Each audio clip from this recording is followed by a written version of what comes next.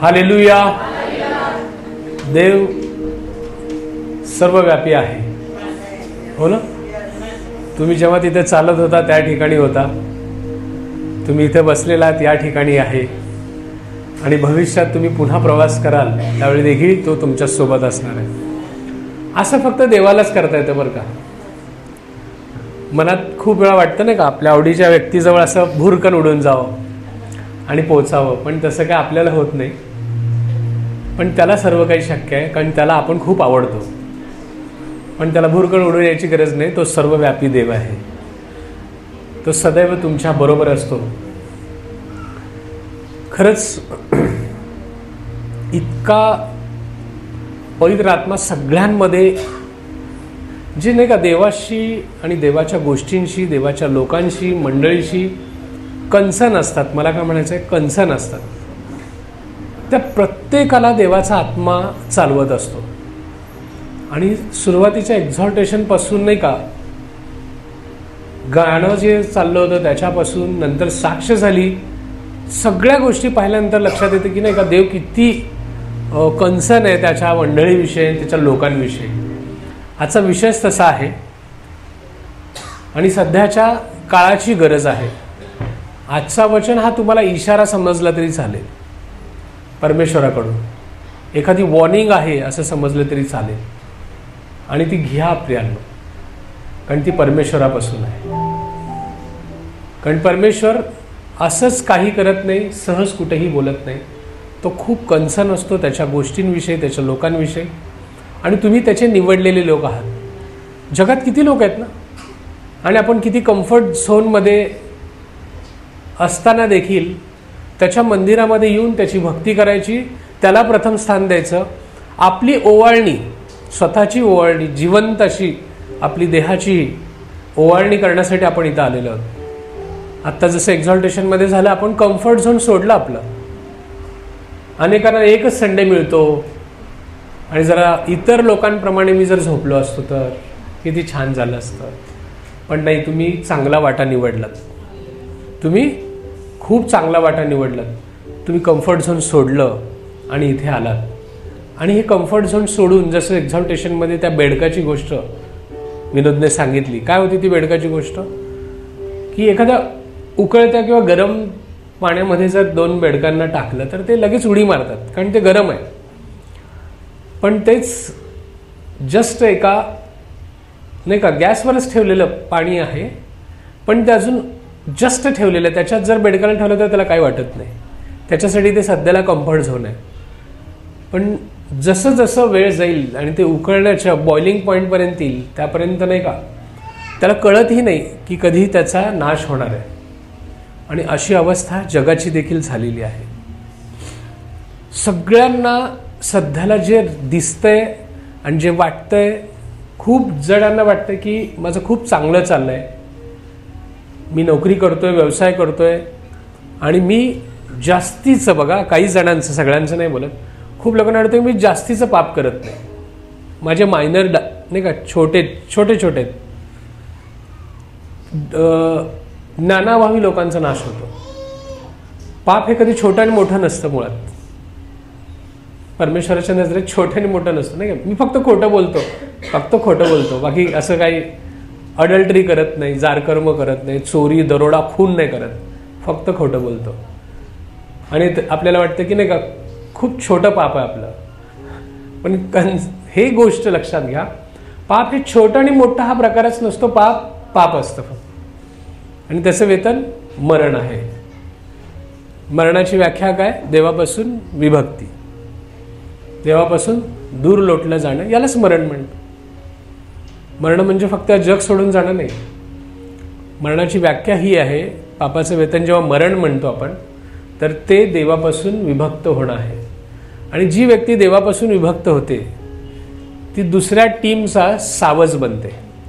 दुसरी टीम म्हणजे लुसिफर, शैतान, या टीमचा सावज बनायला फक्त त्या टीमला एवढंच करावं लागतं की तुम्हाला पापात पाडण्याचं काम करावं लागतं. त्यांचं टार्गेट एकच आहे, सगळ्या टीमला एकच टार्गेट दिलेलं आहे की या व्यक्तीला पापात पाडा. कारण मारू तर शकत नाही तुम्हाला. ट्रक आणली, देवदूत उभे होते. एखादा टू व्हीलरवाला पिलेला आला असं उडवणार तुम्हाला, देवदूत तिथंच आहेत. काय करणार यांना? तुम्ही खालून चाललात, वरून पाण्याची टाकी डोक्यात टाक्या वाटली, सैतानाला, मला नाही, पण देवदूत आहेत. तुम्ही सहज घेता, देवदूत आहे, तुम्हाला डिरेक्टली हल्ला होऊ शकत नाही. मग पापात पाडायचं. पापात पाडलं की त्याचं वेतने परमेश्वरापासून विभक्ती, आणि ते कळत नाही. त्याची सुरुवात डायल्युशन पासून होते. मी मध्ये बोललो होतो, डायल्युशन परमेश्वराच्या गोष्टींना सहजतेने घेणे, तिथून सुरुवात होते. मग त्याच्या उपस्थितीला सहजतेने घेणे, त्याच्या कामांना सहजतेने घेणे, त्याच्या आज्ञांना सहजतेने घेणे, याला म्हणतो आपण डायल्युशन. मी त्याच्यात जात नाही, फक्त एवढंच सांगायचं आहे की त्याला फक्त त्या टीमला एकच काम करायचं की तुम्हाला पापात पाडायचं. छोटे छोटे, कारण तुम्ही भयंकर करणार नाही, खूप चांगले लोक आहे तुम्ही. हां, तुम्हाला बंदूक दिली तरी तुम्ही कोणाला उडवणार नाही, चाकू दिला तरी कोणाला भोसकणार नाही, खूप चांगले लोक आहे तुम्ही.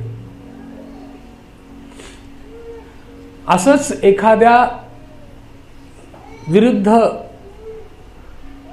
लिंगी व्यक्तीबरोबर तुम्हाला एकांत जरी मिळाला तर तुम्ही पाप करणार नाही, इतके चांगले लोक आहे तुम्ही.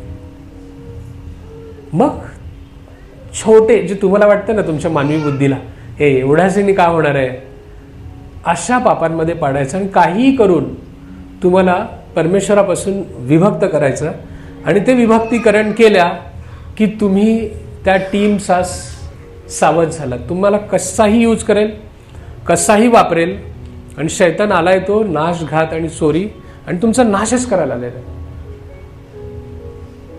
काही यशस्वी लोक या जगातले, सगळ्यांचं म्हणत नाही, काही यशस्वी लोक शैतानाचे देखील सपोर्ट घेतात, सरेंडर होतात. अनेक प्रथित यश लोक, जे लोक आहेत, तुम्हाला वाटतं का कसं काय यांना मिळालं, कसं काय एवढं फास्ट ग्रोथ, कालपर्यंत असा होता, माझ्याकडे टॅलेंट नाही का, ते याच्याकडे एवढं कसं काय सगळ्याला यश मिळालं. कधी कधी म्हणतो मी, सर्वांना नाही, सर्वांना त्या शंकेच्या दुर्बिणीतून बघू नका. सैतानाचं सहाय्य घेऊन देखील यशस्वी होणारे लोक आहेत, चिन्ह चमत्कार करणारे लोक आहेत. पण लक्षात ठेवा, शैतान हा त्या यशस्वी व्यक्तीला तोपर्यंतच यशस्वी राहू देईल जोपर्यंत त्याचं काम असेल. शेवट त्याचा नाशच असणार आहे. परमेश्वर जेव्हा आशीर्वाद देतो त्याच्यात पुन्हा कष्ट नसतात, पण शैतान जेव्हा यश देतो ना, तुमच्या जीवनामध्ये आणतो ना, त्याचा शेवट नाशच असतो. कारण तो कधीही दया वाया करत नाही, कारण करुणा, दया हे त्याचा भागच नाही आहेत, ते फक्त परमेश्वर आहे. कळवळा, दया, कृपा हे शब्दच मुळात परमेश्वराला लागू होतात, शैतान आणि त्यांच्या टीमला लागू होत नाही. आणि म्हणून आज आपल्याला अचानक एखादा व्यक्ती यशस्वी होताना, त्याचा बिझनेस फ्लरिश होताना, त्याच्या टॅलेंटला लोक वाहवा करताना, आणि त्या टॅलेंटमुळे तो खूप पुढे गेलेला दिसतात. मी परत एकदा म्हणतो, सगळ्यांना तसं जज करू नका, पण काही लोक आतल्या आत आपल्याला माहीत नसतं, ते चुकीच्या पद्धतीने चुकीच्या गोष्टींना घेऊन यश मिळवलेले असतात, आणि शैतान त्यांना यशस्वी होऊ देतो, कारण ते त्यांचं टूल असतात तुमच्यासारख्यांना भुलवण्यासाठी, तुमच्यासारख्या चांगल्या लोकांना डायल्यूट करण्यासाठी, तुमच्यासारख्या चांगल्या लोकांना पोल्यूट करण्यासाठी, आणि मग डिस्ट्रक्शन ठरलेलं आहे. स्टेप्स आहेत ते, डायल्युशन, पोल्युशन, आणि मग तुमचं डिस्ट्रक्शन. त्या बेडकासारखंच आहे की ते कधी झालं कळतच नाही, कारण डायल्युशन होताना कळत नाही. मी उदाहरणं देतोय, जज करत नाही, की शक्य असताना आपण उशिरा येतो परमेश्वराच्या उपस्थितीत. मी चर्च म्हणत नाही. बघा, मी परत एकदा शब्द जाणीवपूर्वक वापरतो, शक्य असताना. मला शक्य होतं, 8:30ला मी ओके होतो, घरच्यांनी मला नाश्ता दिला होता, पण फक्त थोडंसं व्हॉट्सअपचे स्टेटस आणि थोडेसे माझे कामाचे ग्रुपचे चॅट बघायचे होते मला, आणि कळालंच नाही 9:05 झालेले, आणि मग मी आलो. काय हरकत आहे, लिडरशिप तर समोर बसते, म्हणून आम्ही बघत नाही मागे की कोण लेट आलं, मग 9:05ला आपण आलो. कुठं लिडरशिप बघते, आपल्याला काय कळत नाही. अरे कुठं लिडरशिप, तुम्ही अजिबात आम्हाला घाबरण्याचं कारणच नाही आहे. मनुष्याला घाबरू नका तुम्ही, ते पाश आहे. पास्टरांना घाबरणं, लिडरशिपला घाबरणं पाश आहे. तुम्ही थोड्या वेळासाठी आमच्यासाठी खूप गुडी गुडी वागाल आणि करायचं तेच कराल ना. पास्टर आणि लिडरशिपला घाबरल्यावर तुम्ही त्यांच्यासमोर प्रेज द लॉर्ड, छान छान, खूप गुडी गुडी, काहीच गरज नाही. परमेश्वराला घाबरा म्हणजे तुम्ही सदैव चांगले राहाल. मग आमच्यासमोर पण गुडी गुडी वागण्याची गरज नाही. तुम्ही ट्रूथ, सत्याने वागाल. चूक झाली, sorry, I am late, sorry God, next time नाही करणार. डायल्युशनवर बोलत होतो, त्याच्यातलं एक उदाहरण होतं, मध्ये हे आलं म्हणून पण सांगितलं. लक्षात येतंय? मग त्याच्या उपस्थितीचा आपण अनादर करू लागतो आणि त्या अनादरचा कोणीच विचारत नाही ना जाब, आणि काही दिसत पण नाही किंवा लाईफमध्ये. परमेश्वरामध्ये येऊन 20-20 वर्ष झाली. मी प्रत्येक वेळा वर्शिपला लेट जातो, लेट जाते, कोण पण असू दे, पण मला कधीच काय झालं नाही. मला यश मिळत गेलं, मला प्रमोशन मिळाले, मला इन्क्रीमेंट मिळाले, DA मला मिळाली, माझं बिझनेसमध्ये वाढ झाली. वाव, कायच प्रॉब्लेम नाही यार. कुठं जजमेंटच नाही या गोष्टीचा. उगीच ओरडतील लिडरशिप, परमेश्वराच्या उपस्थितीचा अनादर करू नका, वेळेवर या. डायल्युशनची सुरुवात इथूनच असते. कुठं काय झालं? 20 वर्ष झालं, माझं सगळं चांगलं चाललंय.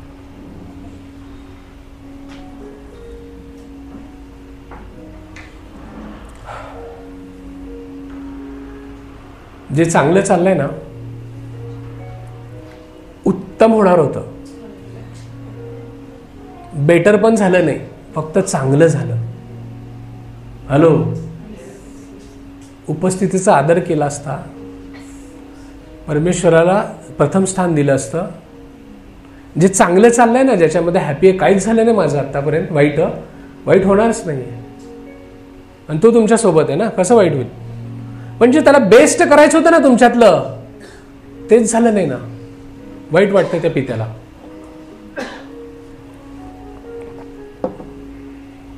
माझ्याकडे 1 लाखाची नोकरी होती, पण परमेश्वराला मला 2 लाखाची द्यायची होती, पण ती मिळाली नाही, कारण मी त्याचा अनादर केला. पण माझं चांगलं चाललंय, पण त्याला बेस्ट करायचं होतं. तो नाही कारणीभूत, आपण कारणीभूत आहोत.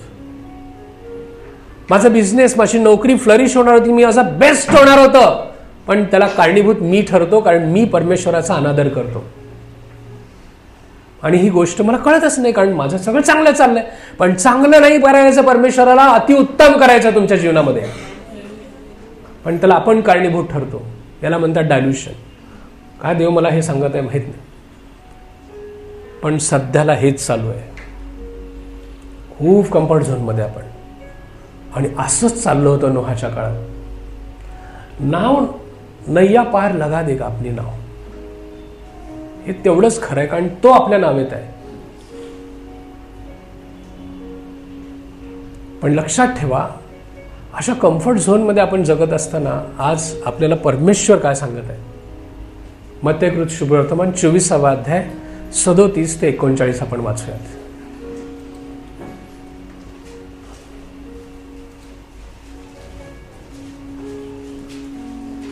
कारण हे आत्मिक जीवन आहे प्रियांनो. आपण परत जातो, पुन्हा जगात मिसळणार आहे. हे याचा प्रभाव किती वेळ राहील माहीत नाही, परंतु ही मंडळी सत्य, वचन आणि वचन शिकवणार, आणि त्याच्याने तुम्ही फॉलो व्हा आणि आशीर्वादित व्हा. छान वाटतं ना, आपलं चांगलं चाललंय, सगळं कम्फर्टमध्ये आहात तुम्ही. का वाटत नाही तुम्हाला माझं बेटर व्हाव, बेस्ट व्हाव? उससे भी अच्छा होने की कोई ख्वाहिश रखे, क्योंकि खुदा वही चाहता है. आप तो खुश है, बस अच्छा चल रहा है. वो अच्छे में खुश नहीं, वो बहुत बेहतर करने की सोच रहा है आपके लिए. यस, वर्स 37 to 39. या नोहाच्या दिवसात होते त्याप्रमाणे मनुष्याच्या पुत्राचे येणे होईल. यस. तेव्हा जसे जलप्रलयाच्या पूर्वीच्या दिवसात नोहा तारवात गेला, त्या दिवसापर्यंत लोक खातपीत होते, मस्त खातपीत होते, मस्त, एकदम मस्त चल रहा था सब कुछ. हाँ, लग्न करून घेत होते, लग्न करून देत होते. हाँ, आणि जलप्रलय. वाईट आहे का हो लग्न करून देणं वगैरे? अजिबात नाही. पण काहीतरी वॉर्निंग मिळाली होती त्यांना, तरी पण ते करत होते. लग्न वाईट नाही करून घेणं, हे असं का बोलताय तिथं वचन? हो, काहीतरी मिळालं होतं त्यांना वॉर्निंग. ती वॉर्निंग अशी होती, त्याला घाई करायची गोष्ट होती. घाई, वेळ संपत आहे. असं असताना लोक कितीतरी दिवस झाली वॉर्निंग चालू आहे राव, म्हणून का आपण हे थांबायचं का, आपण करूयाच काहीतरी, म्हणून हे चाललं होतं. हा, आणि मग आणि जलप्रलय येऊन सर्वांना वाहून नेईपर्यंत त्यांना समजले नाही. तसेच मनुष्याच्या पुत्राचेही येणे होईल. यस. अरे दादा परदादा पिढ्यानपिढ्या सांगत आहेत, हे प्रभू येत आहे, प्रभू येत आहे. आता पुन्हा गुड फ्रायडे येईल, आपण पुन्हा परमेश्वराची ते स्मरण करणार, त्याच्या महान बलिदानाची, त्याच्या आहुतीची, जे आपल्यासाठी त्यांनी वाहिलं, आणि पुन्हा रिझरेक्शन संडे साजरा करणार आणि पुन्हा म्हणणार की ख्रिस्त येणार आहे. किती दिवस म्हणायचं आपण. आमचे आजोबा निजले ते म्हणता म्हणता, पंजोबा निजले, खापर पंजोबा निजले, पिढ्यानपिढ्या चाललेले आहेत, आणि अजून एकच वाक्य येते की तो येणार आहे, तो येणार आहे, तो येणार आहे. मग आम्ही असंच करायचं का? अजिबात नाही. तुम्हाला काय थांबवलेलं नाही त्यांनी. फक्त ती गोष्ट लक्षात ठेवून करायला सुरू करा, म्हणजे तुम्हाला काय करायचं आणि काय करायचं नाही ते समजेल. त्यांचं काय म्हटलंय की तो जलप्रलय कधी आला हे समजलं पण नाही त्याला, ते पर्यंत त्यांनी भयानक गोष्टी. मग नोहाच्या काळात असं काय घडलं होतं? नोहाच्या काळात असं काय घडलं होतं? मग 4000-6000 वर्षांपूर्वीचा इतिहास बघावा लागेल. तुम्ही तयार आहात? सीट बेल्ट बांधा, जायचं? जाऊयात. मग उत्पत्तीचं 6वा अध्याय काढूयात. काय होतं नोहाच्या टाइममध्ये? कारण वचनात नव्या करारामध्ये प्रभू येशू ख्रिस्त इकडे बोलत आहे की नोहाच्या काळात होतं तसंच चालणार. काय होतं मग नोहाच्या काळामध्ये? वाचूयात 6वा अध्याय 1 ते 3.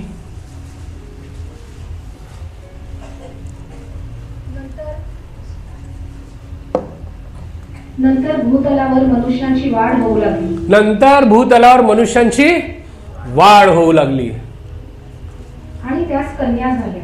हा, त्यास कन्या झाल्या. तेव्हा मानव कन्या सुंदर आहेत असं देवपुत्रांनी पाहिले. याचा अर्थ पुत्र झालेले आहेत असं नाही, त्यांना विशेष गोष्टीसाठी हे सांगायचं की कन्या झाल्या. पुढे व त्यातल्या ज्या त्यांना आवडल्या त्या त्यांनी बायका करून घेतल्या. ओ, कोण पाहिलं? हॅलो हॅलो हॅलो, मानव कन्याला कोणी पाहिलं? मानव पुत्रांनीच पाहिलं का? देवपुत्रांनी पाहिलं. सन्स ऑफ गॉड यांनी पाहिलं. आता सन्स ऑफ गॉडनी आपल्याला पाहिलं. त्यांचा आणि आपला काय संबंध? आपल्यामध्ये जुळवायला सांगितलं ना, हो की नाही? एंजल्सचे आपण कसं काय लग्न करू शकतो? पण त्या देवपुत्रांना कन्या आवडल्या कारण त्या सुंदर होत्या. आपणही सुंदर आहोत की नाही? हॅलो, किती जणांना वाटतं की तुम्ही सुंदर नाहीये? नाहीये. किती जणांना वाटतं? कलर्सवर जाऊ नका, हाईटवर जाऊ नका, तुमच्या स्टेटसवर जाऊ नका. कारण परमेश्वराने त्याच्या योजनेने प्रत्येकाला सिंगल प्रत्येकाला स्पेशल बनवलंय. त्यामुळे हे कंपॅरिझनच होऊ शकत नाही की एखादा गोरा म्हणजे सुंदर. अजिबात नाही. आफ्रिकेत जावा, शोधून सापडणार नाही. मग त्यांनी सुंदर नाहीत का? आहेत. मग रंगावरनं नाहीये, ठीक आहे. मग हाईट, नेपाळमध्ये जावा, हाईटचाही काही प्रश्न नाही. चीनमध्ये जावा, आपल्यापेक्षा थोडेसे हाईटनी कमी आहेत. मग ते सुंदर नाहीत का? सुंदर आहेत. मग हाईटचा प्रॉब्लेम नाही. नकटे, सरळ नाक, त्याचाही काही संबंध नाही. आईला विचारा की त्याचं नकटं बाळ तिला प्रिय आहे का नाही. ती म्हणेल जगात सगळ्यात माझंच बाळ सुंदर आहे, दुसरं कोणाचंच नाही, माझंच बाळ सुंदर. मग जर त्या इतक्या फक्त 9 महिने वाढवलेल्या पोटातल्या बाळाला आई जर म्हणत असेल माझंच बाळ सुंदर, युगाच्या आरंभापूर्वी तुमची निर्मिती ज्याच्या मनामध्ये झाली, ज्याच्या विचारांमध्ये झाली, त्या देवाला तुमच्याबद्दल वाटत नाही का तुम्ही सुंदर आहात म्हणून?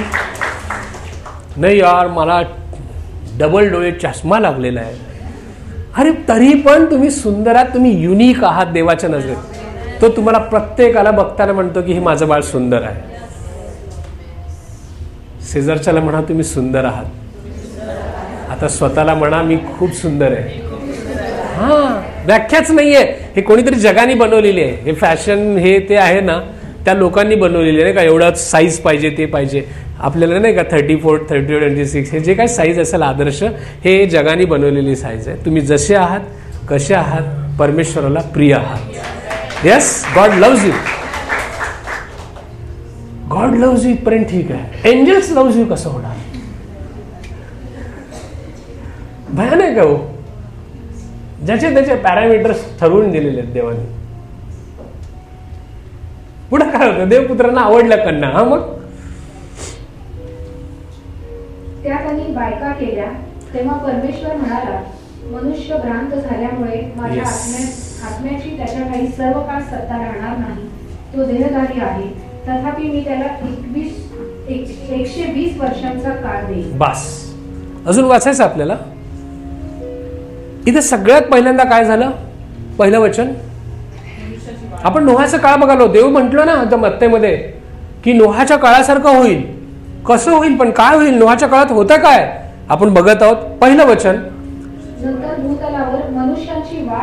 भूतलावर मनुष्यांची वाढ होऊ लागली. त्याच कन्या झाल्या. मनुष्यांची वाढ होऊ लागली. नोहाच्या काळामध्ये अजून जलप्रलय यायचा होता. त्याच्या अगोदर जेव्हा पृथ्वी बनली, सुंदर बनली, हा काळ आहे आदामापासून जवळजवळ 16 ते 2300 वर्षांपूर्वी. म्हणजे एक अंदाजे आपण धरूया 2000 वर्ष झाली आदामापासून नोहापर्यंत. आणि नोहापासून प्रभू श्री ख्रिस्तापर्यंत 4000 वर्ष झाली. आणि आता बघायला गेलं तर अजून 2000 ऍड झालेले आहेत. म्हणजे आपण इतिहास बघत आहे 6000 वर्षांपूर्वीचा. 6000 वर्षांपूर्वी जेव्हा नोहा या भूमीवर चालत होता, त्यावेळेस काय घटना होती की जिथं प्रभू श्री ख्रिस्त या ठिकाणी नव्या करारात म्हणत आहे की नोहाच्या समयासारखे प्रसंग आले की माझं येणं जवळ होईल, मी येणार आहे, हे त्याचं चिन्ह राहील. मी आता यायला बसलोय. मग नोहाचा काळ तर आपल्याला माहित पाहिजे. काय झालं होतं? काय नोहाच्या काळी काय होतं? नोहाच्या काळी मनुष्यांची वाढ होऊ लागली. असं काय झालं होतं नोहाच्या काळी? आदाम आणि हव्वा निर्माण झाले त्यावेळेस ते दोघंच होते.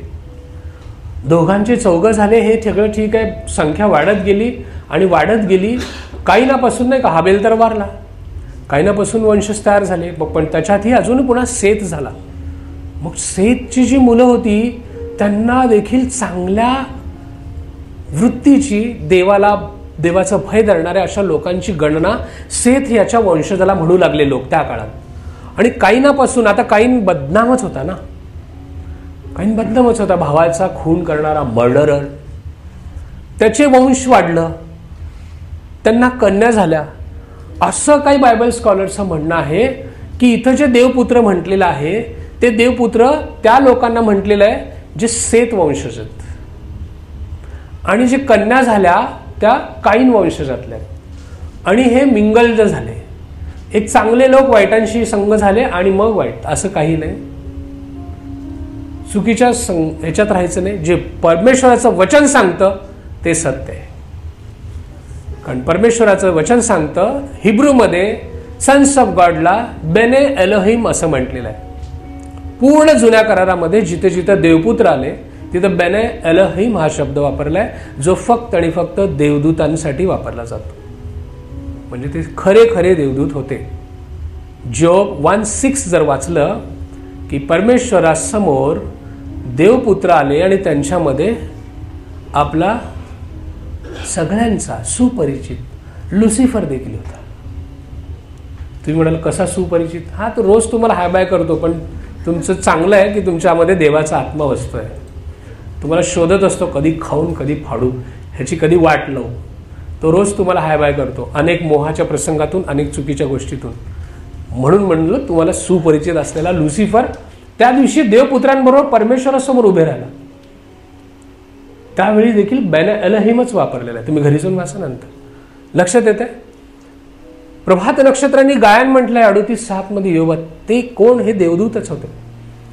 आणि मग संख्या वाढू लागली. आपण ह्यांच्याविषयी बघणारच आहे. संख्या वाढू लागली. ही संख्या इतकी वाढली प्रियांनो, इतकी वाढली होती की पृथ्वी तलावर माणसांची गर्दीने गर्दी झाली. मी इन्फॉर्मेशन देत नाही, कारण ते इन्फॉर्मेशन तुमची गुगलवर पण तुम्ही सर्च करता. आज गरज आहे रिव्हिलेशन आणि इल्युमिनेशनची, जे परमेश्वरापासून प्राप्त होतं. आकडा तुम्ही काढा, इतकं प्रचंड लोकसंख्या वाढली होती त्या काळी. तेच आज होत आहे. कसं होत आहे? कुठून बघायचं? पहा, जेव्हा नोहाचा जलप्रलय झाला आणि फक्त 8 जण वाचले. किती वाचले? 8 जण. नोहा, त्याची बायको, त्याचे 3 मुलं, शेम, हाम, याफेत आणि त्यांच्या पत्नी, ते 6 जण. आणि हे दोघं 8 जणच वाचले. आणि हे 8 जण वाचल्यानंतर त्यांच्यापासून निर्माण झालेली पिढी म्हणजे आपण सगळे, या पृथ्वी तलावर सध्याला जी पिढी दिसते या लोकांपासून आलेली ही पिढी आहे. यानंतर प्राचीन काळ म्हटलंय परमेश्वराने एका वचनामध्ये नोहाच्या काळाला, त्या प्राचीन पृथ्वीचा देखील जलप्रलयाने मी नाश केलो आणि नव्या या सृष्टीवर आपली जी आपण सध्याला आहोत हे तेव्हापासूनच आहे. एक्सपर्ट काय, सायंटिस्ट काय, सगळं डाटा सांगते की 1827 किंवा 35 पर्यंत, 1835 पर्यंत 1 बिलियन या पृथ्वी तलावर लोकसंख्या होती. किती झाली होती?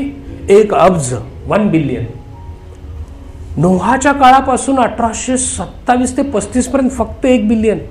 हॅलो, परत एकदा सांगतो, 6000 वर्षात जलप्रलय आला ना लगेचच थोड्या दिवसांनी, 6000 वर्षात पृथ्वीवर किती लोकसंख्या झाली? 1 बिलियन. पण 1827 पासून 100 वर्षांनी, फक्त 100 वर्षात 2 बिलियन झालं. 6000 वर्ष लागले 1 बिलियन व्हायला. आणि काय लोकांनी एकमेकावर प्रेम केलं. 100 वर्षात 2 बिलियन, 2 अब्ज लोक झाले. प्रेम करायचं सोडलेच नाही. पुन्हा 30 वर्षात 3 बिलियन झाले. आकडा देतो मी, नंतर व्हॉट्सअप टाकेन तुमच्या ग्रुपवर, वाचा. गुगल बाबा पण सांगेल, म्हणून इन्फॉर्मेशन महत्वाची नाही, रिव्हिलेशन महत्वाचं आहे. आज 8 अब्ज आहेत. 8 बिलियन. काय फास्ट वाढत आहेत लोकसंख्या. तुमची धगधग झाली की नाही? आता एक कंटिन्यू वाजत आहे. एक धगधगला 4 मुलं जन्मतात आणि एक धगधगला 2 लोक देवाकडे जातात. एका दिवसात, मी मागचा अभ्यासाच्या वेळेस सांगितलं होतं 2.5 लाख. आज ॲव्हरेज काय माहिती आहे का? एका दिवसात 4 लाख लोक जन्मतात, बाळ जन्मतात. 4 लाख बाळचा जन्म होतो. 2.5 लाख म्हणजे 1.5 लाख, 1,58,000च्या ॲव्हरेज आहे, हे स्वर्गवासी होतात. म्हणजे 2.5 लाखांची रोज, म्हणजे जरी वजावट केली आपण, चला एवढे लोक गेले आणि एवढे ऍड झाले, तर 2.5 लाखाची गणना रोज तुम्ही करून असं उठता का नाही, 2.5 लाख लोक ऍड झालेले असतात. आणि पृथ्वी वाढत आहे का? रोज जेवण करून पृथ्वी वाढत आहे का? नाही. पृथ्वी तेवढीच आहे, जमीन तेवढीच आहे. 70%, समुद्र 30%, जे काय भाग दिलेले तेवढीच जमीन आहे, तेवढं स्क्वेअर फूट आहे. म्हणून तर जुळे सोलापूर झालं, आता अजून तिळे सोलापूर होईल. पुण्याची डायमीटर वाढतच चाललेला आहे. Fastest growing city in Maharashtra. बॉम्बेला मागं टाकलं. जंगलात जंगल कापले, डोंगर, आता पुण्यात डोंगर दिसेना असं झालं. एखाद्याच्या 100व्या मजल्यावरनं पुणे बघायचं. पूर्वी डोंगरावर जाऊन बघायचो, आम्ही पर्वतीवर गेलो आणि तिथून बघितलं. आता पर्वतीच दिसत नाही, त्याच्यापेक्षा उंच इमारती गेल्या. हे लोकसंख्या वाढीचं कारण आहे. अशीच लोकसंख्या वाढ परमेश्वरांनी सांगितलं की नोहाच्या काळात झाली होती, जे पहिलं वचन वाचलं आपण. सेम चाललंय, जुळलं. इतकी प्रचंड लोकसंख्या वाढली होती, ते लोकसंख्या आत्ता देखील वाढत आहे आणि ती वाढतच जाणार. आणि हे रॅट रेसमध्ये माणसं माणसाला खायला कमी करणार नाही. डेंजर परिस्थिती झाली आहे. आपण येऊयात त्या गोष्टींकडे. आणि मग त्यांना देवपुत्रांनी पाहिलं. हे देवपुत्र कोण होते बघायचं. यहुदाचं पत्र 6 आणि 7 वचन. यहुदाच्या पत्रामध्ये एकच अध्याय आहे, त्यामुळे डायरेक्ट मी सांगितलं 6 आणि 7 वचन. जूड 1:6-7. ज्या देवदूतांनी आपले अधिकारपद न राखता आपले वसती स्थान सोडले, त्यांना त्याने निरंतरच्या बंधनात म्हणजे निबिड काळोखामध्ये महान दिवसाच्या न्यायाकरता राखून ठेवले. मला वाटतं BSIचं ट्रान्सलेशन वाचूयात. इथलं वेगळं ट्रान्सलेशन आहे. हे देवदूत कोण होते? नोहाच्या काळातले देवदूत होते. त्यांनी आपले अधिकार पद न राखता, त्यांचे जे अधिकार होतात तो पद न राखता ते सोडून वसतिस्थान सोडे. मानव कन्यांवर ते एवढे फिदा झाले की त्यांनी त्यांचं वसतिस्थान सोडलं. जे पॅरामीटर त्यांना दिलं होतं की इथून यायचं काम नाही तुमचं, पण त्यांनी ते सोडलं. प्रियांनो, बीएस आहे हे, तू हे राहू दे, हेच तू हेच ठेव. हा वाचा ना. हा आता हे वाचा. ज्या देवदूतांनी आपले अधिकार पद न राखता आपले वसतिस्थान सोडले त्यास त्याने निरंतरच्या बंधनात निबिड काळोखामध्ये महान दिवसाच्या न्यायाकरिता राखून ठेवले. न्यायाकरिता राखून ठेवले. सेम होते. यांना बंदी केलं, टाकलं. कशासाठी? काय केलं होतं त्यांनी? 7वं वचन.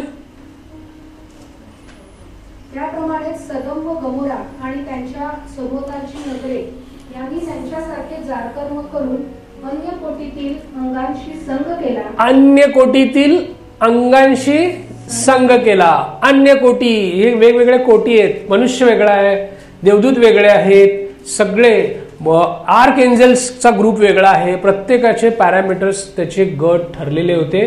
कुणी कोणाशी मिंगळलं व्हायची गरज नव्हती. परंतु देवपुत्रांनी ती जागा सोडली आणि त्यांनी घाणेरडं काम केलं. राहू दे इथं.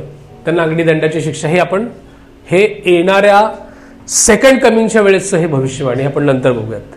आपण 6व्या वर्षाला कॉन्सन्ट्रेट करूयात की त्यांनी अधिकारपद न राखून ठेवलं नाही. देवपुत्र ते सोडले आणि देवकन्येशी ते संग झाले आणि सगळ्यात डेंजर त्यांनी काम केलं.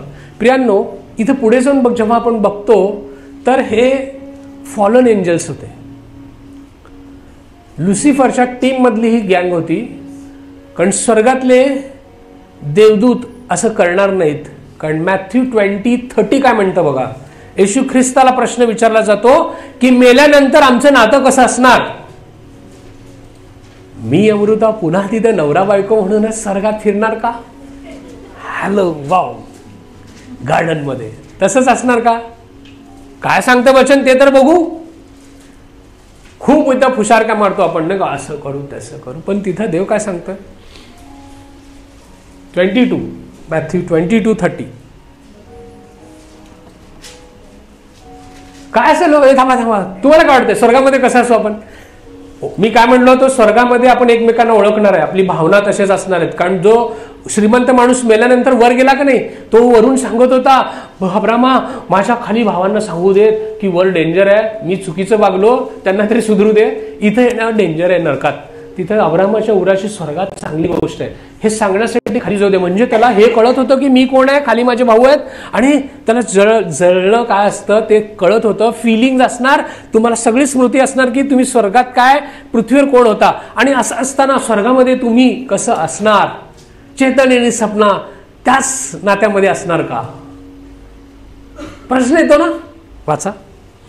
कारण पुनरुत्थान झाल्यावर ते लग्न करून पुनरुत्थान झाल्यावर पुन्हा लग्न नाही. कारण तुम्ही आत्म्यामध्ये असणार आहे.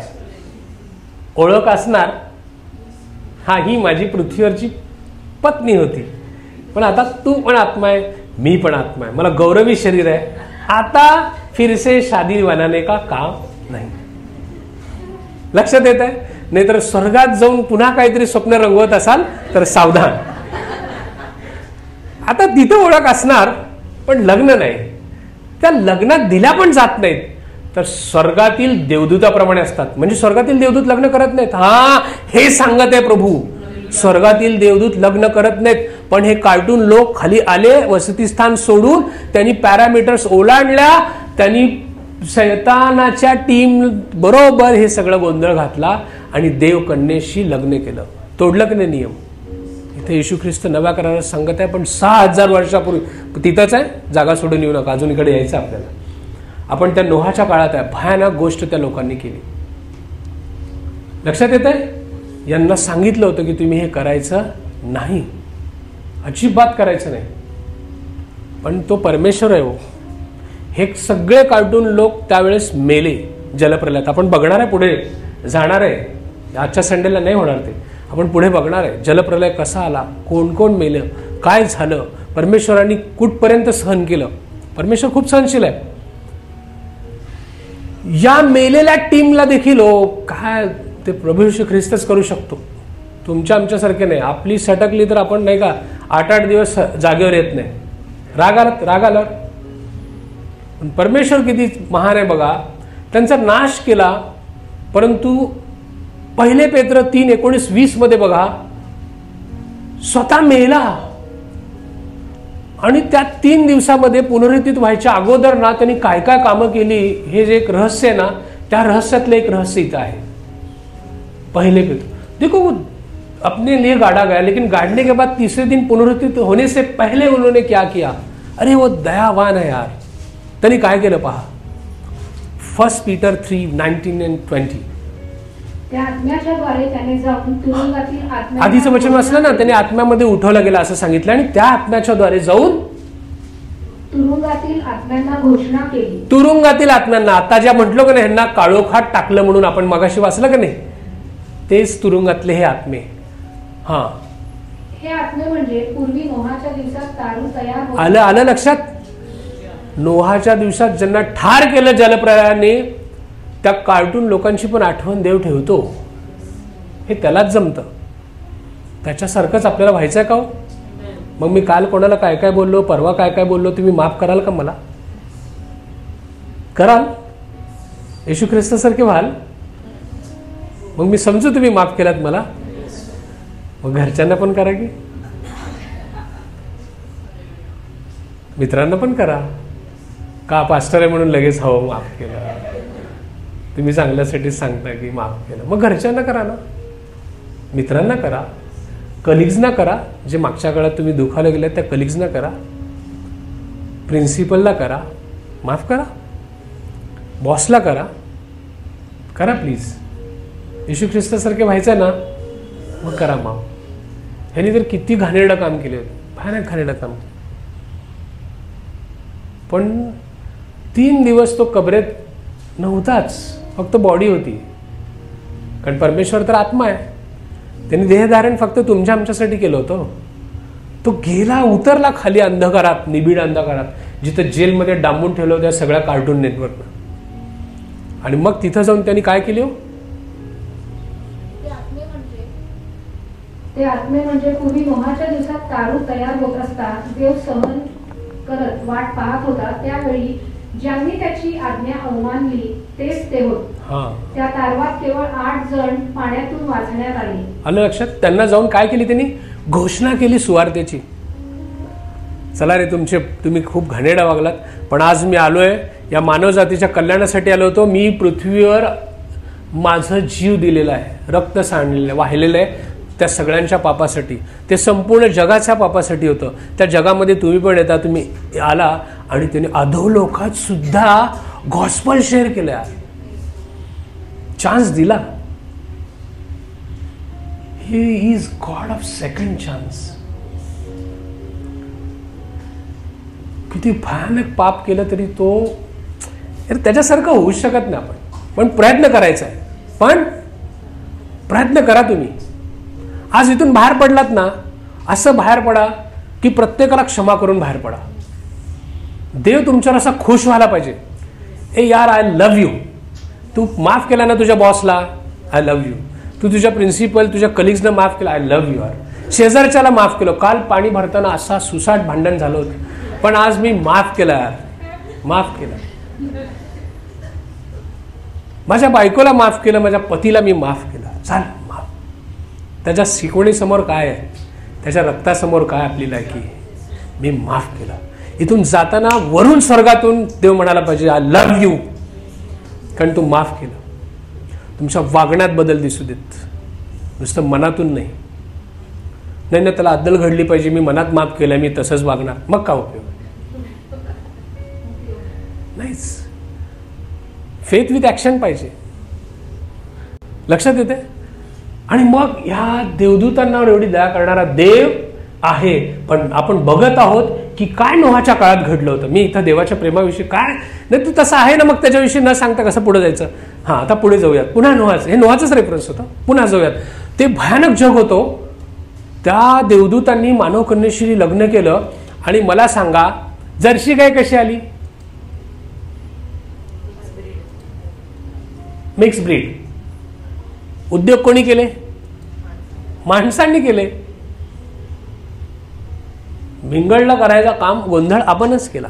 मग ती गाय जरा वेगळी दिसू लागली, दूध जास्त देते, वाव, कलमी आंबा छान दिसतो. पूर्वी आमचे एवढेच होते आमच्या खऱ्या झाडाला, आमच्या मामाच्या गावी जात होतो आम्ही.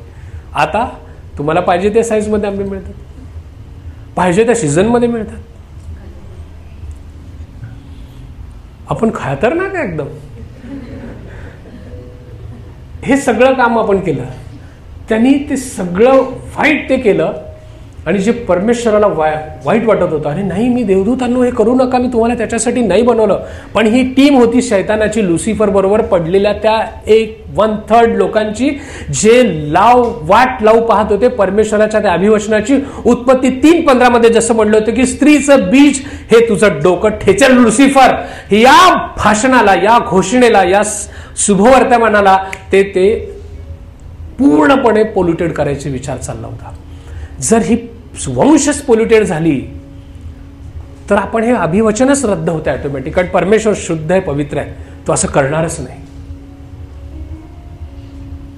पण परमेश्वर अख्ख्या वंशाला संपवणार, त्याचं काय चाललं होतं? तुम्ही काही पण करा. पण त्यावेळेस लुसिफर सक्सेसफुल झाला. या चुकीच्या व्यभिचार कसं म्हणताय, लग्नच केलं त्यांनी. जे घाणेरडं काम जे तुम्ही करायलाच नाही पाहिजे होते. 2 कोटीतले लोक होते. 1 कोट होती देवदूत, दुसरं होतं मानव. या 2 कोटीतल्या विविध अंगांनी संघ केला आणि घाणेरडं काम केलं. आणि ते एकच गोष्टीसाठी की परमेश्वराचं जे अभिवचन आहे ते नष्ट करायचं होतं त्यांना. पण परमेश्वर आहे. आपण पुढे जाणार आहेत पुढच्या संडेला की कशा पद्धतीने परमेश्वरांनी आपली योजना बरोबर पुढे चालू ठेवली. पण त्यासाठी खूप मोठी किंमत मोजली प्रियांनो, खूप मोठी, भयंकर. देव खूप चांगला आहे, तो सहन करतो. तितके लोक मरताना त्याला वाईट वाटलेलं, लक्षात ठेवा. तुम्ही असं समजू नका परमेश्वराने जलप्रलय आला म्हणजे त्याला वाईट वाटलं नाही, त्यांनी सहन केलं प्रियांनो. बिकॉज ज्यावेळेस 3ऱ्या वचनामध्ये तो म्हणतो की मी आता ह्या मानवांची नीतिमत्ता भ्रष्ट झालेली, यांना मी 120 वर्षाचा काळ देतो. हे वॉर्निंग होती, 120 इयर्स, तुमच्याकडे 120 वर्ष आहेत. आणि हा इतका छान संदेष्टा, एक महान प्रीचर, एक महान पाळक, एक महान टीचर, तुम्ही काय त्याला 5 पदरी सेवेतले नाव द्यायचं द्या. त्या नोहानी 120 वर्ष लोकांना सांगत राहिला, अरे पश्चाताप करा. परमेश्वराने मला तारू बांधायला सांगितलेलं आहे, त्या तारवामध्ये या. हे तारण रूपी तारवामध्ये तुम्ही या म्हणजे वाचाल. Please please please. 120 इयर्स.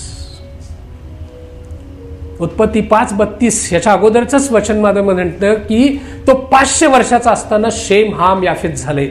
आणि जलप्रलय आला 7:3 मध्ये वचन सांगतं की तो 600 वर्षाचा होता.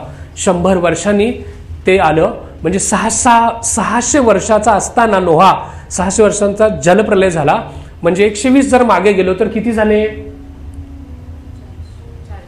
480. गणित येत आहे. 480 वर्षाचा असताना परमेश्वराने त्याला दर्शन दिलं आणि सांगितलं की मी नाश करणार आहे. 120 इयर्स आहेत यांच्याकडे सगळ्यांकडे.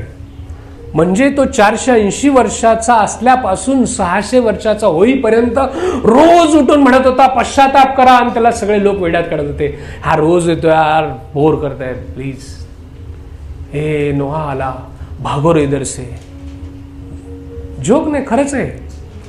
हे बापरे, पास्टर आले तेच सांगणार यार, प्रभूचं दुसरं येणं जवळ आहे. वो मतानी आंटी आहे, भागो रे बाबा. वोच बताती है प्रभू का आना नजदीक है, पश्चाताप करो. तुम्ही आम्हाला नोहासारखं बघाल, आम्हाला तुम्हाला आम्ही बोर वाटू, पण आम्ही आमचं काम करत राहणार. तुम्हाला बोर वाटो, काय पण वाटो, आम्ही सांगत राहणार की ख्रिस्ताचं येणं जवळ आलेलं आहे. पिढ्यानपिढ्या झोपले सर, तुम्ही किती दिवस सांगणार अजून त्याचं जवळ येणार? मला काहीच विश्वास बसत नाही, कारण माझं रोजचं रुटीन मध्ये मला काही फरक पडत नाही. माझ्या भावाचं लग्न करणार, मी लग्न करणार, त्याचं लग्न लावणार, लग्न लावत राहणार, आपलं काम होत राहणार. अरे करा, नाही म्हटलं नाही देवानी, परंतु लक्षात ठेवून करा की तुमचं प्रभूचं येणं जवळ झालेलं आहे. तुमचं अंतकरण बदला, तुमची वाग चाल चलवणूक बदला. तुम्ही असं जगत आहात की तुम्ही निरंतर जगतच राहणार आहे, मरणारच नाही, असो आविर्भाव असतो आपला. 1 दिवसाच्या जिमवर 900 वर्ष जगण्याचा अभिमान ठेवतो आपण. एक व्हायरस घुसला की डॉक्टर राज जरा प्लीज, अरे काल तू जिम मध्ये होता, नाही आता उठणं पण होत नाही, प्लीज घरी येऊन थोडेसे टॅबलेट देता का. कुठे गेला जोश, कुठे गेलं ते पॉवर. अजिबात स्वतःवर बूस्ट करू नका. ते व्हायरस पण देवानेच बनवलाय, तुम्हाला पण देवानेच बनवलाय. कधी कोणाला मिंगल करायचं त्याला माहित आहे, कोणाला कधी खाटावर झोपवायचं आहे त्याला माहित आहे, खाटावरनं कधी उठवायचं आहे त्याला माहित आहे. त्यामुळं मस्तीचं जीवन जगायचं नाही, कारण मस्ती केली की कधी सुस्ती आणायची त्याला माहित आहे, ह्याला कधी झोपवायचं त्याच्याकडेच आहे. कोविडमध्ये अभिमानाने सांगू शकतो आपण, अरे पार आलो आपण. आहात की तुम्ही ते जिवंत आहात ना, वाचवा टाळ्या. मग परमेश्वराने तुम्हाला त्याच्यातून बाहेर काढलं आणि मग त्या देवकन्येशी संग केल्यानंतर काय झालं, जर्शी गाय झाली, जर्शी गायसारखी असं हा नाही का, कलमी आंबे झाले, असंच काहीतरी झालं. वाचूयात 4, 5, 6 वचन.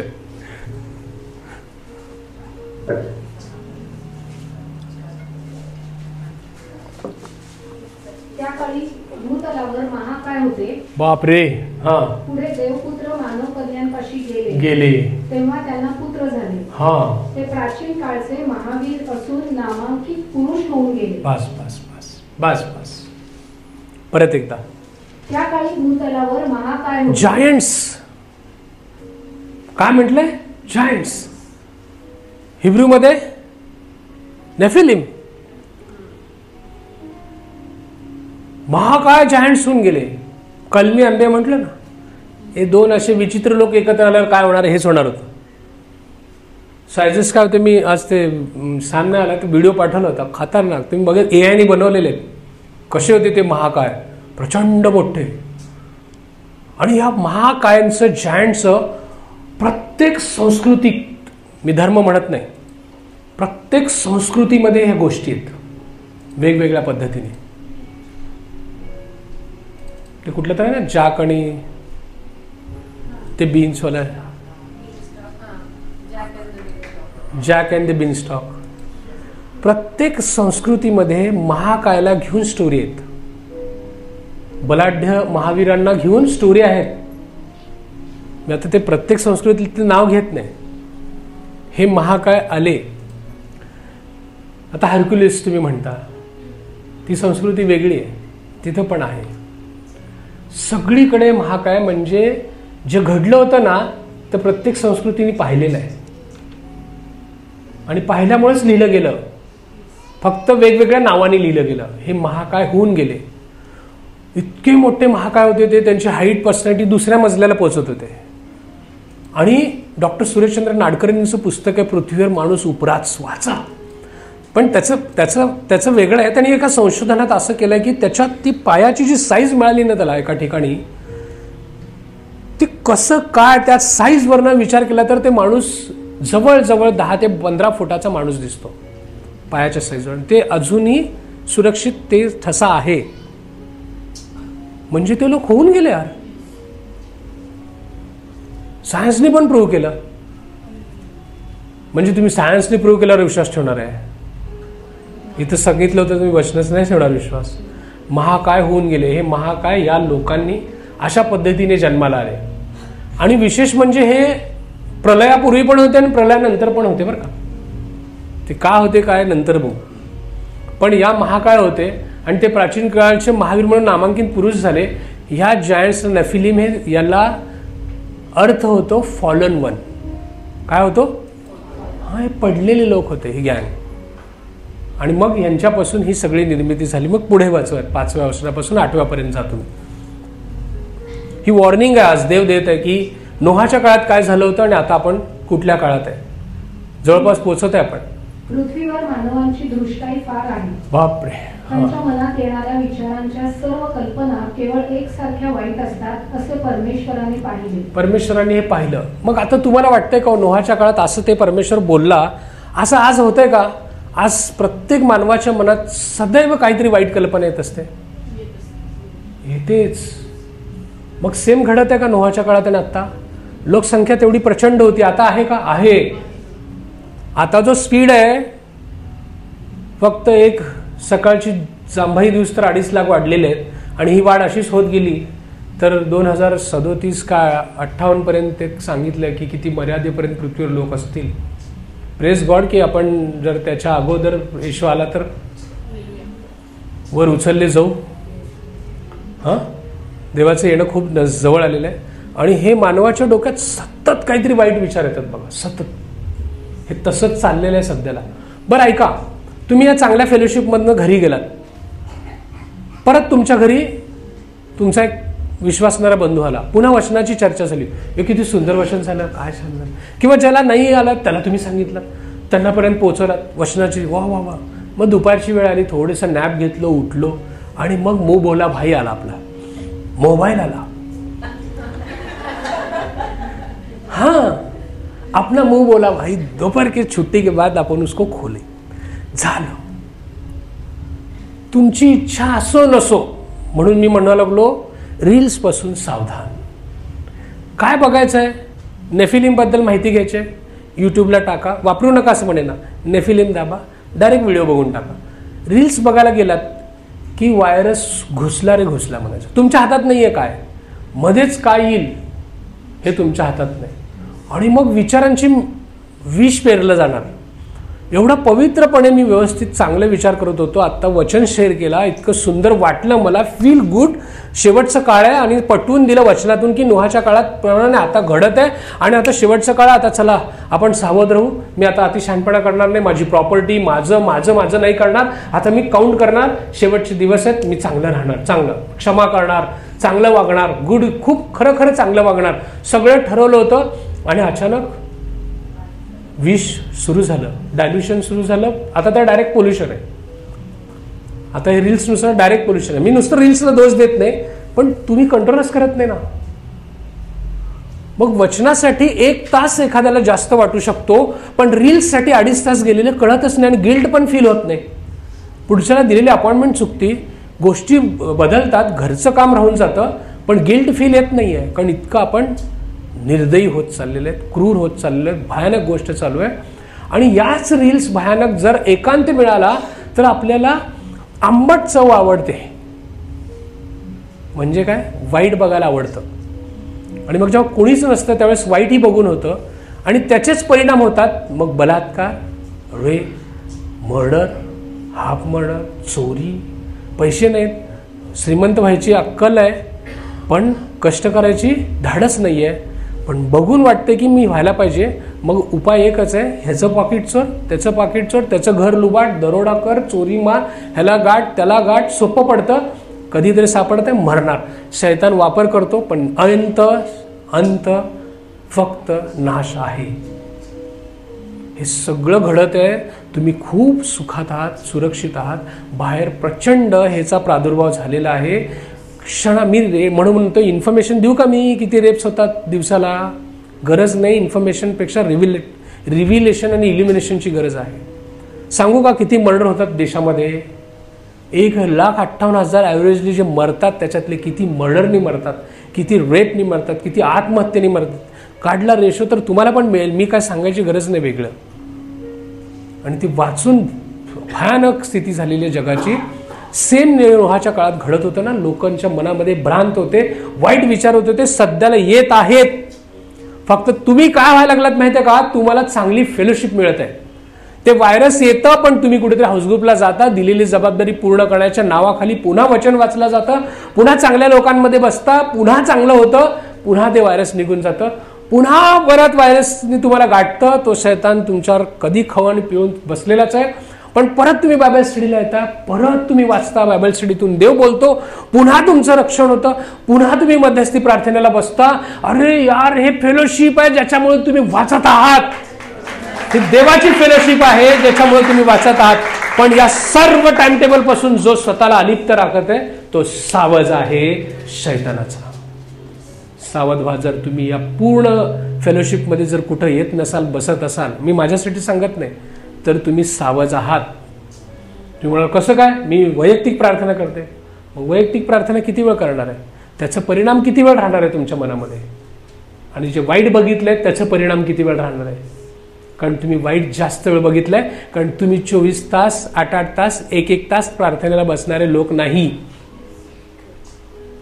पण रील्स बघायला 1 तास निश्चित गेलेला मला कळत नाही, आणि त्याचा परिणाम निश्चितपणे जास्त होणार. जे नोहाच्या काळात घडत होतं ना ते व्यवस्थितरित्या घडत आहे. म्हणूनच बाहेर रेप होत आहेत, मर्डर होत आहेत.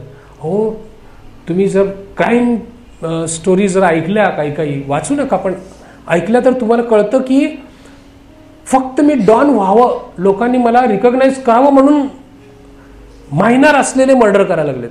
कारण मायनरला शिक्षा नाही, कमी होते, थोड्या दिवसांनी सोडून दिलं जातं जामिनावर. मग पण बाहेर रिकॉग्निशन काय मिळालं, is a murder, ray danger आहे. कशा क्राईम स्टोरी वाचल्यानंतर एकेकाचं ऐकल्यानंतर धक्का बसत आहे. आणि आठवते की नोहाच्या काळात हे घडत होतं.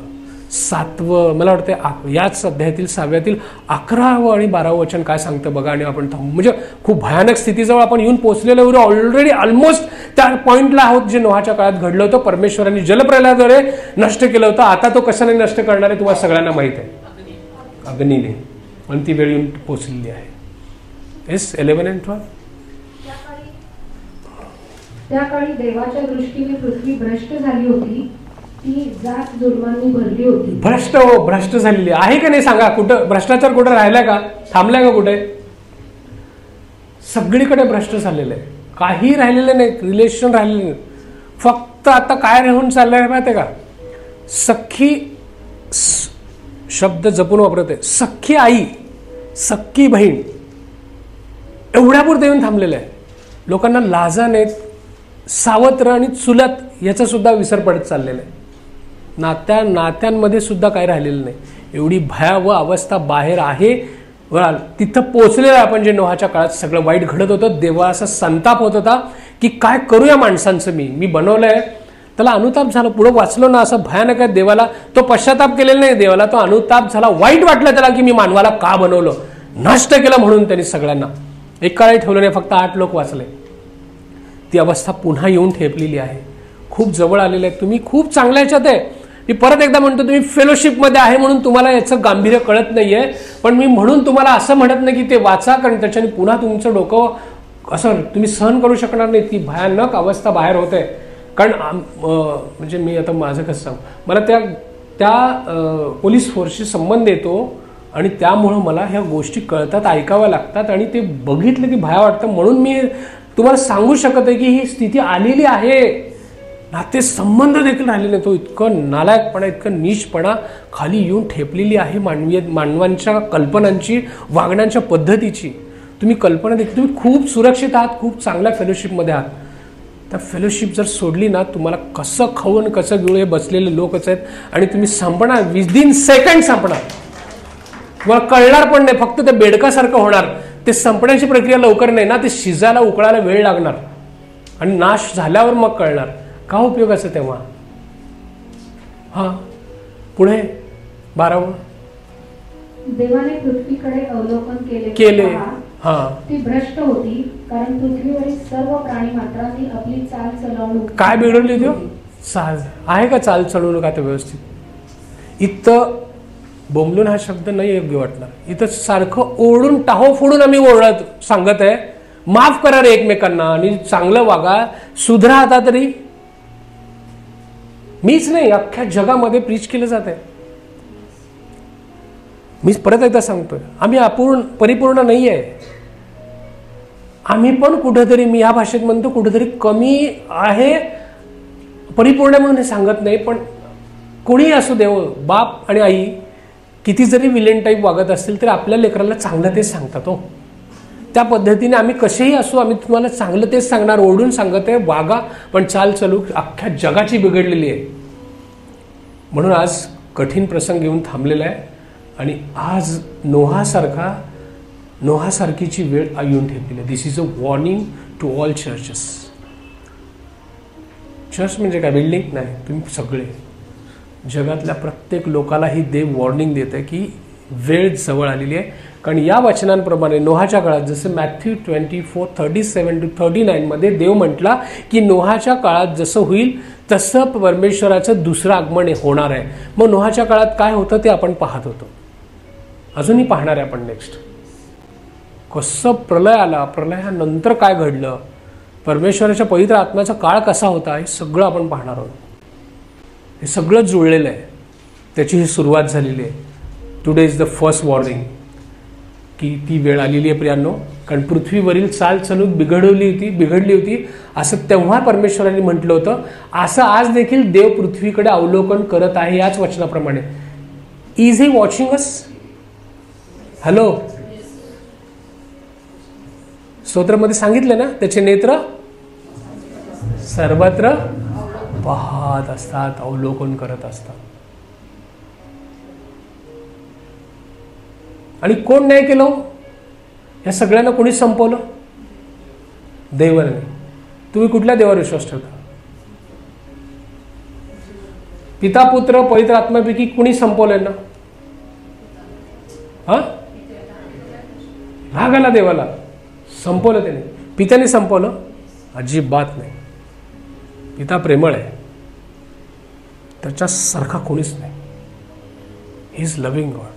Is love. God is love. Yeshu ख्रिस्ताने संपवलं. होता येशू ख्रिस्त तेव्हा? होता का?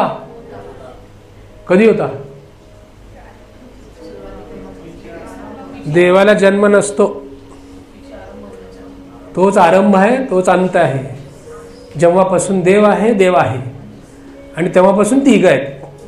ते येशू आहे, ते मानवी रूप धारण करून 2000 वर्षापूर्वी आलता. म्हणून आपल्याला वाटतं की त्यावेळेस येशू होता का? येशू 2000 वर्षापूर्वी फक्त तुमच्या आमच्यासाठी आला, तर तेव्हापासूनच होता. आणि फक्त न्याय तोच करतो. कारण योहान 5:22 काय म्हणतं बघा, पिता कधीच न्याय करत नाही कोणाचा. न्याय करायचं काम पुत्राकडे त्यांनी सोपवून दिलेलं आहे. तुम्ही येशूला हलक्यात घेऊ नका. हॅलो, खूप लोक काय शिकवतात? देवप्रीती आहे हो, पण येशू येताना आता तलवारच घेऊन येणार आहे. पहिली एंट्री होती हिज अ मीक. ते शिकलं ना तुम्ही कळेल की असं तो बलाढ्य ताकदवर आहे, तो न्याय करणार आहे. पण त्यांनी पहिल्या आगमनाच्या वेळेस कोकरा झाला हो, त्यांनी नाही केलं. विचारा, वाचा. पिता कोणाचाही न्याय करत नाही. आपल्याला वाटतं पिता रागाला आला आणि संपवलं सगळ्यांना. नाही, तो न्याय करत नाही हो. तर न्याय करण्याचे सर्व काम त्याने पुत्राला सोपून दिले. येशूला हलक्यात घेऊ नका. शेजारच्याला सांगा येशूला हलक्यात घेऊ नका. हा, तर तुम्हाला खूप भारी वाटतं ना, मी गळे भेटतो, सगळं करतो, छान आहे येशू. तोच न्याय करणार आहे. रडाल. न्यायाच्या दिवशी रडण्याची वेळ येऊ देऊ नका. पांढऱ्या सिंहासनावर जेव्हा बसून येणार आहे की नाही, दुसरं पुनरुत्थान सगळ्यांचं, अख्ख्या जगातल्या कबरा उघडल्या जाणार आहेत. तेव्हा जे आता आकाशात येणार आहे आपल्याला घ्यायला, त्यावेळेस सगळे उठणार नाहीत. जे ख्रिस्तामध्ये विश्वासात निजले ते उठणार आणि आपण अंतर्धान पाहून वर जाणार, रॅप्चर. पण 7 वर्षाच्या काळानंतर 1000 वर्ष आपण राज्य करणार, आणि त्याच्यानंतर नव्या पृथ्वी नवीन आकाशावर जाण्यापूर्वी एक क्लायमॅक्स आहे. त्यावेळेस जो येशू ख्रिस्त बसणार आहे पांढऱ्या सिंहासनावर, मग तुम्हाला कळेल की पुत्राकडे न्याय सोपवून दिला. मी मध्ये सांगितलं होतं, देवा मी काहीच केलं नाही, मी पश्चाताप केला होता. याचा लाव रे व्हिडिओ, म्हटला.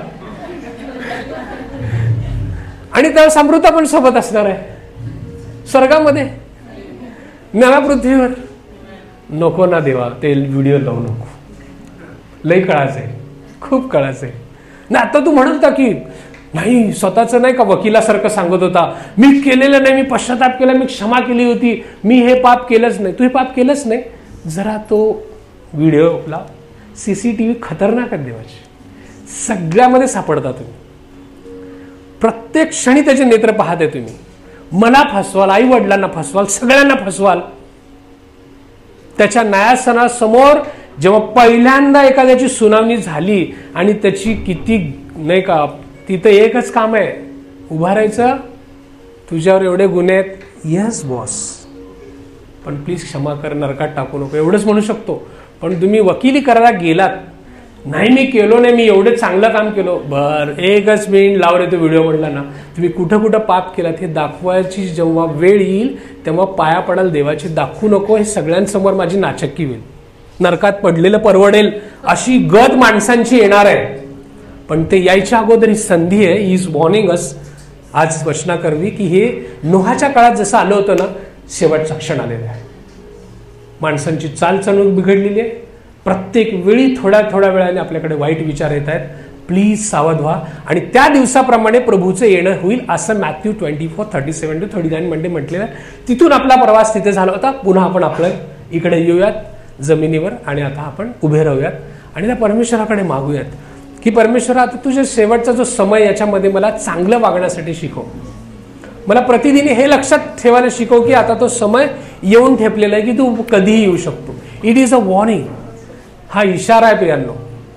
या आपण आपले नेत्र बंद करूयात.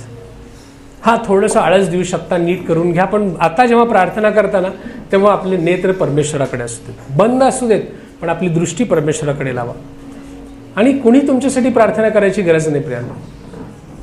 तुम्ही इशारा समजून स्वतःचं जीवन तपासा की माझी पण चालचणूक व्यवस्थित आहे का. चर्च समोर एक, पास्टरांसमोर एक, आई समोर एक आणि बाहेर काहीतरी वेगळं.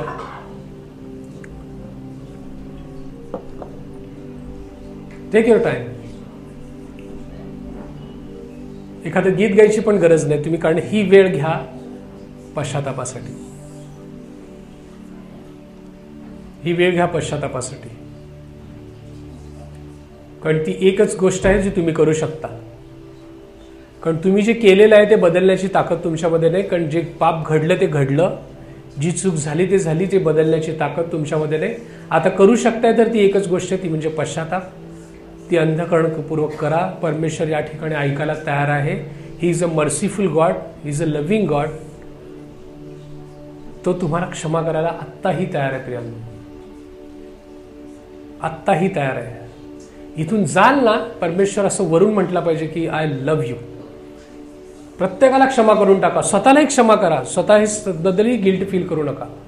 तुम्ही चुकीचे जे काही मुखाने बोललेला आहात, वाईट बोललेला आहात, वाईट शब्द उच्चारलेले आहात, वाईट विचार केलेले आहात, आपल्या वरिष्ठांशी चुकीचं वागलात, आपल्या कनिष्ठांशी चुकीचे वागलात, आपल्या सोबत्यांशी चुकीचं वागलात, त्या प्रत्येकाला तुम्ही क्षमा मागा गोष्टींसाठी आणि प्रत्येकाला क्षमा करा. कारण आज देव तुम्हाला क्षमा करायला तयार आहे.